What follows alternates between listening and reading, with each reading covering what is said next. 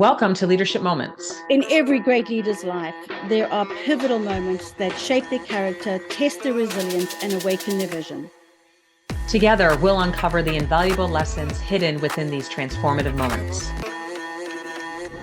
I am super excited today. I get the luxury of being at the Palmer Retreat Extended Studio with Tracy Ann. So we are live together. Tracy Ann, I want to thank you for letting me come join you in person. You'll see our lovely background if you're watching the video version of this. But today we really wanted to talk about some leadership topics, experiences that we've had, and kind of how we put that into our own perspective and put it into what we do around our daily leadership. That's right. Yeah.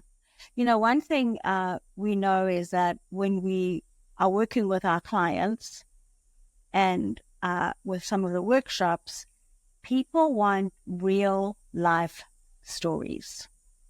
They want to know the real detail. And I thought, you know, since we're together, what a just great way to just have a conversation and just talk about it. I love it. I love it. Yeah. And, you know, you were talking about change and about communication. Yeah. And I know I want you to tell your story. I'm going to tell my story first and then have you chime in on things that you learned with that. Does that sound okay? Yeah, I love that. Okay, great. So one thing I learned when handling change is I worked on selling it, right? Because you come up with this idea, you're working on what's happening, and then you realize, okay, I got to gain buy-in. So you work at this full communication plan, you work with senior leaders, you get your team on board, your peers on board, and then senior leadership on board to get approval for that budget. And I did all that. And then what I didn't do is I assumed that that once they were bought in for the rest of the project. And that was not the case. Because as the project continues, you learn a lot. And things don't always go as you plan. That's right. And so people start losing faith. Yeah. And I said, well, you know, they were bought in. They knew. Because I obviously was a big believer and I was pushing this forward. And so they were starting to lose faith and buy-in. And I did not know to continue selling the reason and the why behind this and the benefit behind this. And so that is something that I have carried on as I've taken on other additional projects and changes. You don't just sell it once. Yeah. You have to continue that buy-in, continue the value all the way through to the end. Yeah. I mean, even past the end. Yeah. Right? Yeah. That's right. Yeah. I think one of the biggest lessons in my transformational journey is, you know, I love change. And I always, you know, someone calls me up and says, hey, would you like to, you know, come and join us because, you know, we've got a big change management project going on or a big transformation, you know, I'm the first person to put my hand up. But when I first started to do it, I did not realize that it is a community endeavor, meaning that when you embark on anything transformational inside of a company, you have to bring everybody along for the journey. And a lot of people put together a transformation strategy and they lead out the people, meaning that what's the communication strategy? Who are your stakeholders? How do you communicate to those that are below, in the middle, up at the top? Is that message aligned with the value of the organization, the priorities of the company, the benefits that you're going to get from the outcomes of the project? What are you doing to instill, to your point, trust? You know, that you are being held accountable when projects go off the rails. Are you the first one to go and say, hey, we didn't meet the deadline. We're not going to meet the deadline. Not that we didn't, but we're not going to. Here's why. However, we have a solution. We know what we need to do. We need your support. Please help us unblock something. So they know at all points in time throughout their journey that you've got a handle on what is going on, what needs to happen, how to execute. And when you have that trust and credibility, when things do go wrong, you have more empathy. Mm-hmm. Those in strategic executive positions have more empathy, and they're also willing to jump in and help. Yeah. Because they know they have a true leader managing the transformation that is going to hold them and the team accountable, responsible, but is also going to be a fantastic communicator, so they are not caught off guard. That is the worst thing for a leader, to be caught off guard. Mm-hmm. Yeah, so true. So true. Yeah. And I think we talk about, there's a lot of change management templates out there and guidance. Yeah. We talk about some of them in our book too, but Yeah. the point is like, you don't have to do this alone. No. Right? That's right. Leverage those tools out there to help you with what should I be doing next? What should I be continuing to do along the way? And what should I be doing after? That's which right. is always still so important. Yeah. In Leadership Navigator, we talk about ADKAR, we talk about CODA, and those are fantastic frameworks and methodologies. They're easy. Mm-hmm.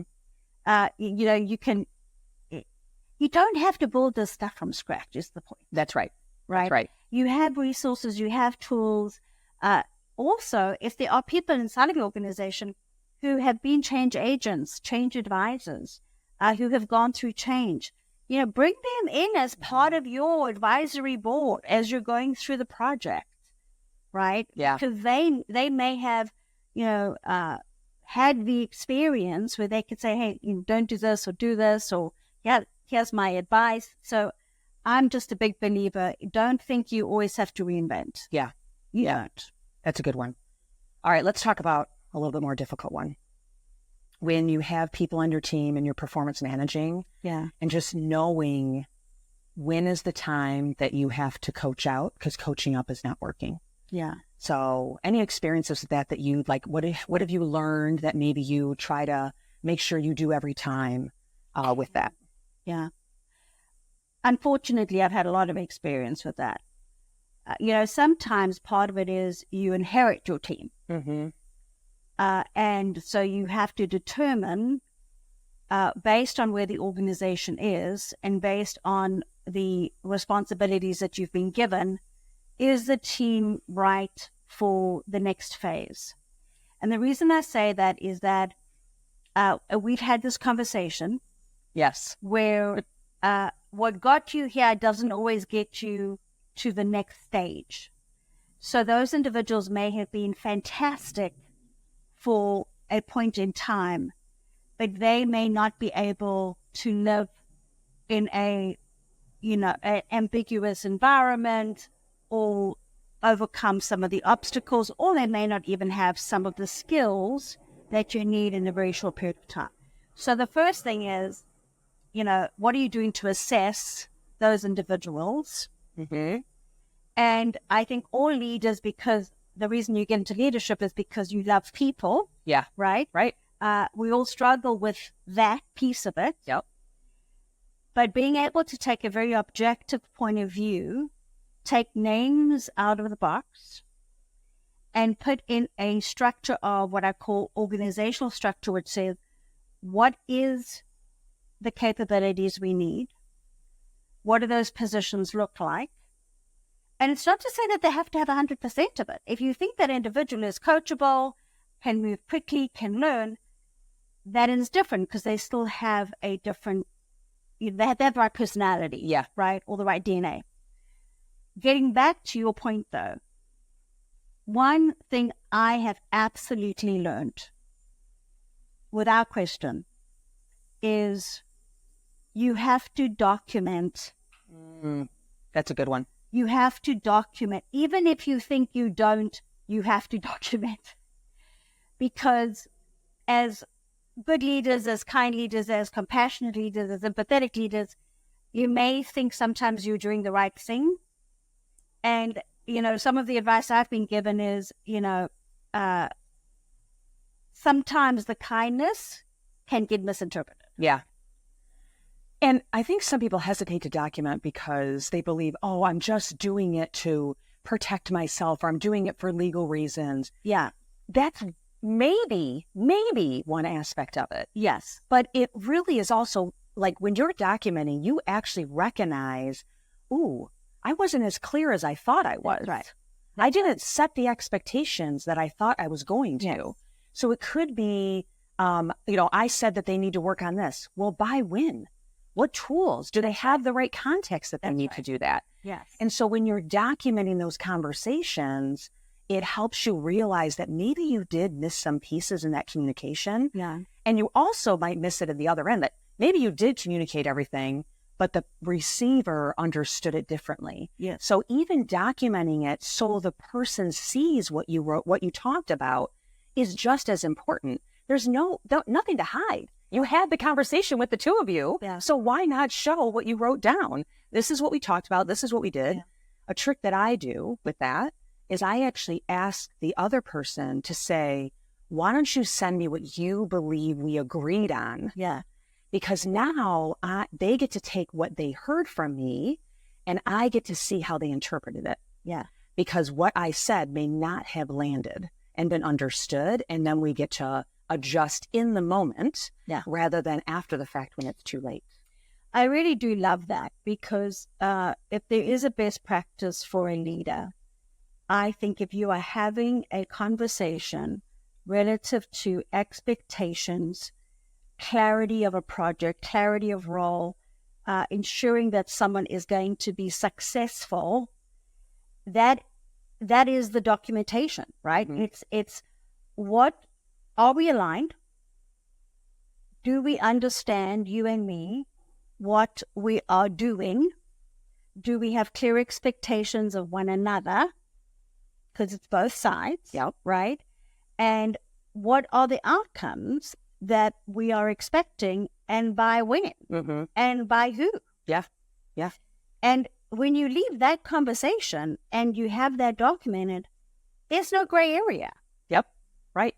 Which the team member appreciates. Yes, because they love it. I mean, they know when they're getting that performance management. So they're now worried, and sometimes so worried that they can't hear you anymore. That's right. Because they're so nervous. And so when you put it in that writing and you're so transparent about it, it's like, it's ensuring them, I'm really here for you. I am trying to help you succeed, because I know that's what every leader is trying to do. Yeah. You're not trying to always coach out. You are always trying to coach up. I mean, we talk about my core principles, which is every person is successful in the right role. So whether that's the role they're in or not, and you help them find what that right role is, whether that role is within your company or not, those are all things you have to work through. But the point is, the transparency is the key. It's the key. It really is the key. So I have one for you. Okay. What do you do in a situation where you love your leadership team, but there are two people on the leadership team that are really struggling to work together? That's a fun one. Not really, but yeah, it's not fun. It's an awful feeling. It is.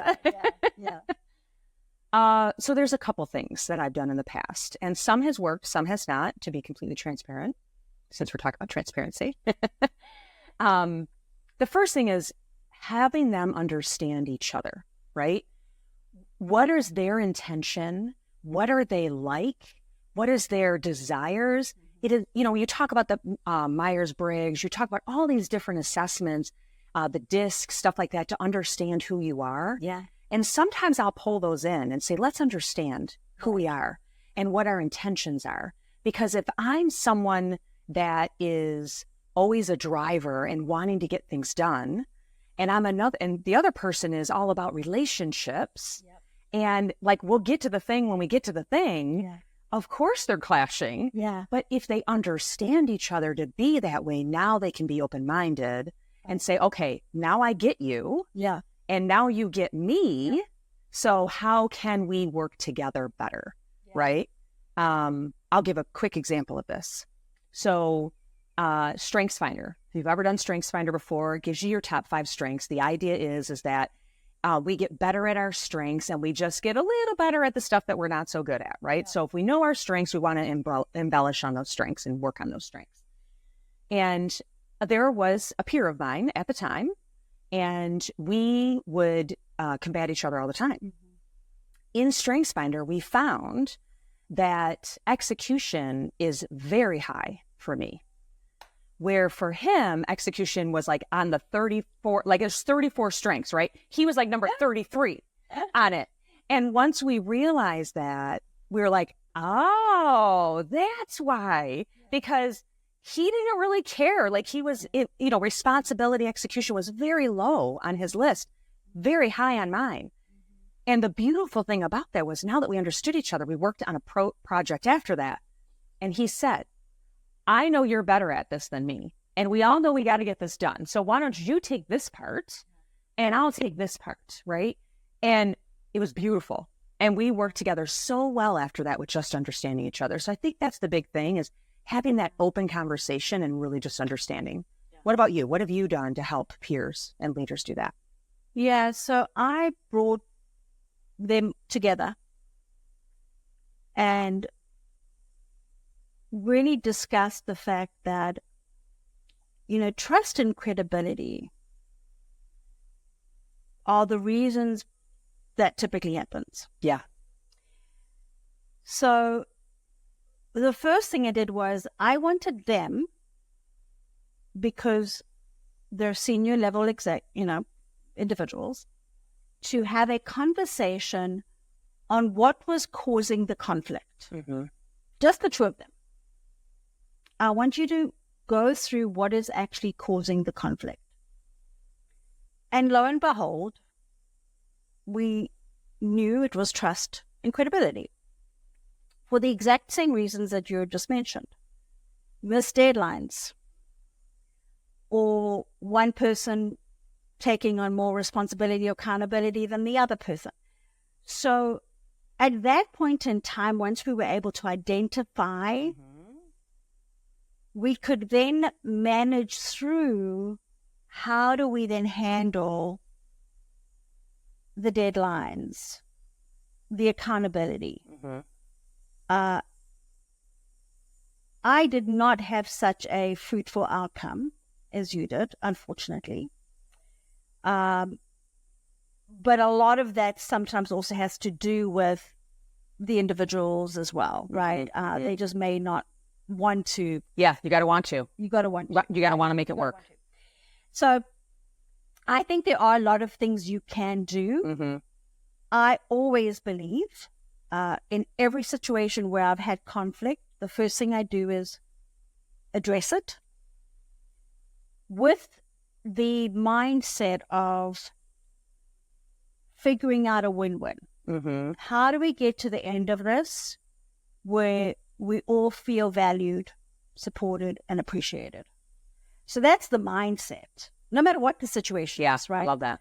And I have a little methodology of how to frame those conversations up, where it comes across as we're both here to benefit each other. We're both here to benefit the team. We both have aligned goals in terms of what we're trying to do for the company. We clearly have got misaligned. Mm-hmm. Now let's talk through where some of that lies. Let's have a real, direct, honest conversation. Let's not talk about why. Let's not talk about who's at fault. Let's talk about how do we solve and work through that and get to a place where we can work together as professionals. That, to me, is the right conversation to have. Yeah, I love that. Take the emotion out. Always. Because it is the emotion that drives us. That's it. You got to take the emotion out. Yeah. Right? And you got to believe that everyone comes to work every day to be the best that they can be. You have to believe that. Yeah. And they don't want to have a conflicting relationship as much as you do, because that makes work difficult. So, again, I do believe it's a tricky one because every situation is different, depending on the maturity levels and where they sit in the organization, and who they are. But I do believe there's always a way to get to the bottom. Yeah. Yeah. And I think it's so important that you say that they need to want to. Yes, that's right. It's an important conversation. And that won't be easy for them to say no to. So you have to really read the room. That's right. Yeah. And sometimes that's an individual conversation before you have the group conversation.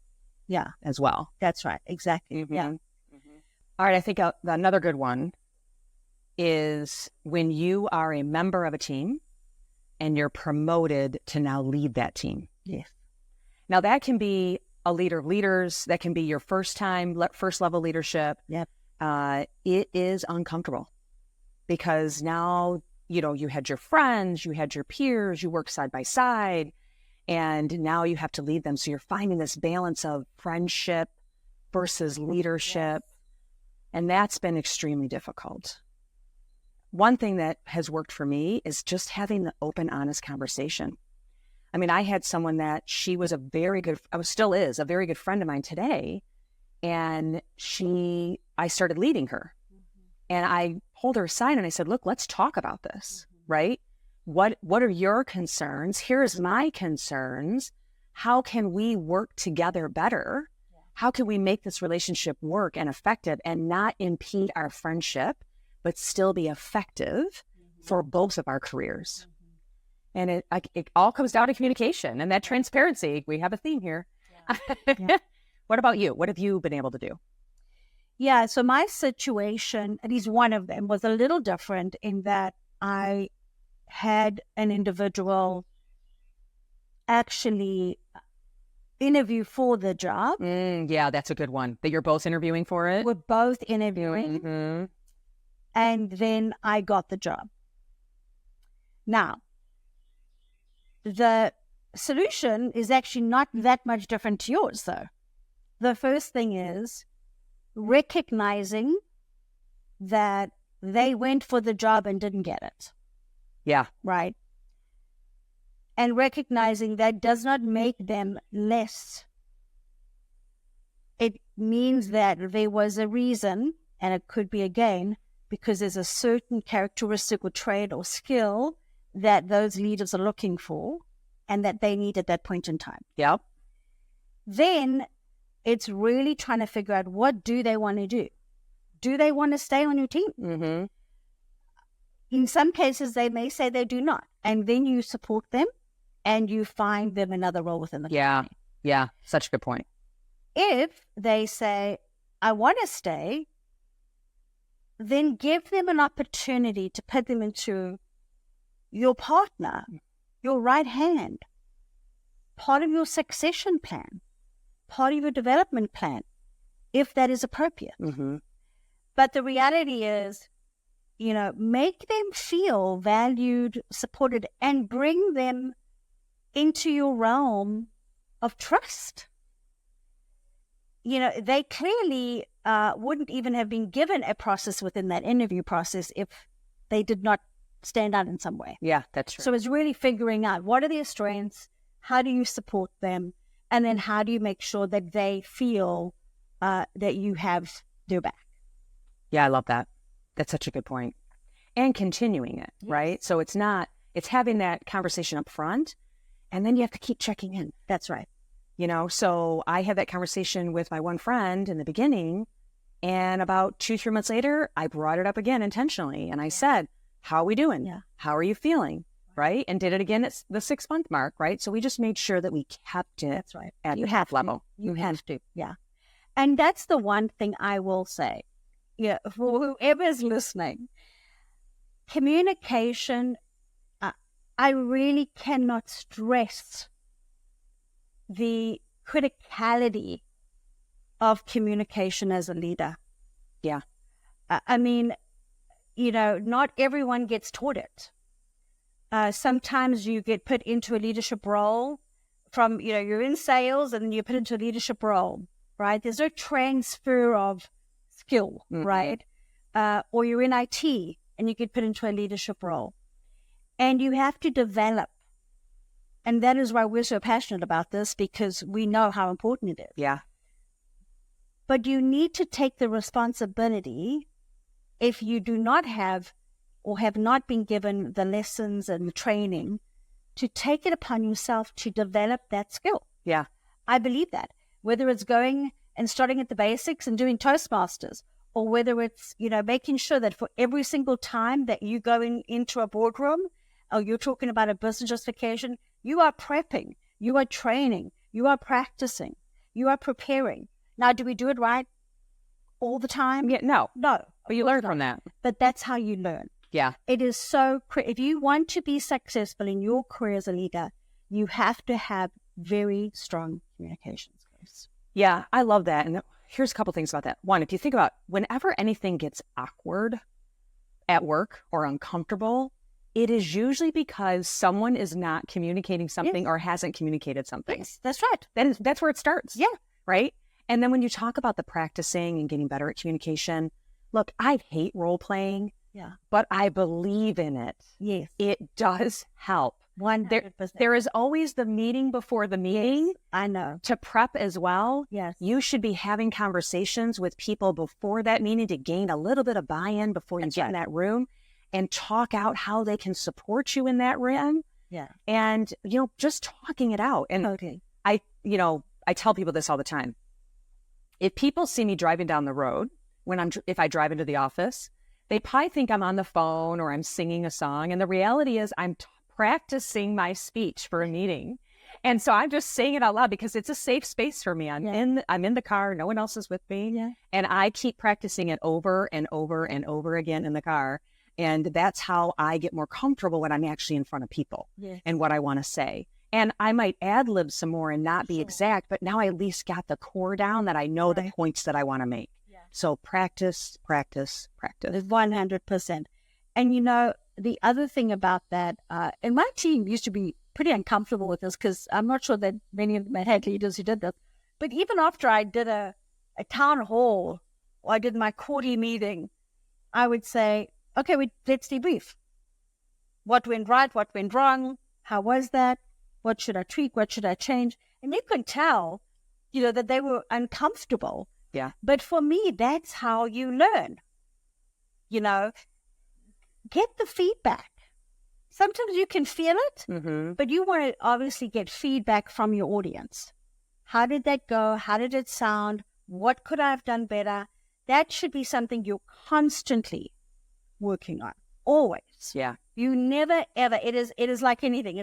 It's like probably like a golf game. Sometimes you're really good and sometimes you are not that good. And I can say that because we do a lot of work together. Of course, we're on stage a lot. And sometimes we're on top of our game. And sometimes we have to help each other out. That's true. That's true. We cheer each other. I'm still waiting for my good golf game. I think it's always bad, but definitely on stage we help each other. And we have our good times and our rough times. But I'm giving up golf. So. Golf is not even enough. I'm still in. Yes.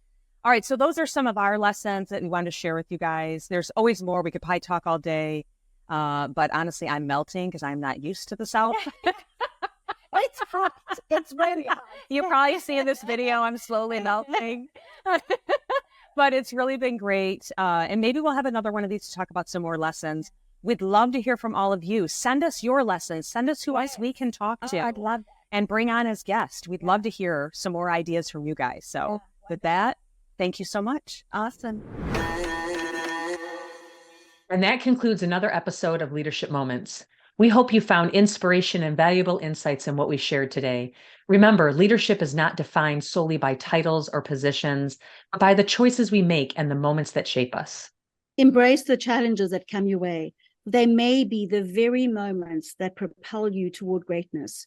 We'd love to hear your thoughts and stories as well. Connect with us on our website at leadershipmomentspodcast.com or through social media on Instagram at Tracy_Ann Palmer. And Stacy Castor_. Remember, your leadership moment could be just around the corner, waiting for you to seize it. This is Stacy Castor, and what doesn't challenge you won't change you. This is Tracy Ann Palmer, and be the change you wish to see in the world.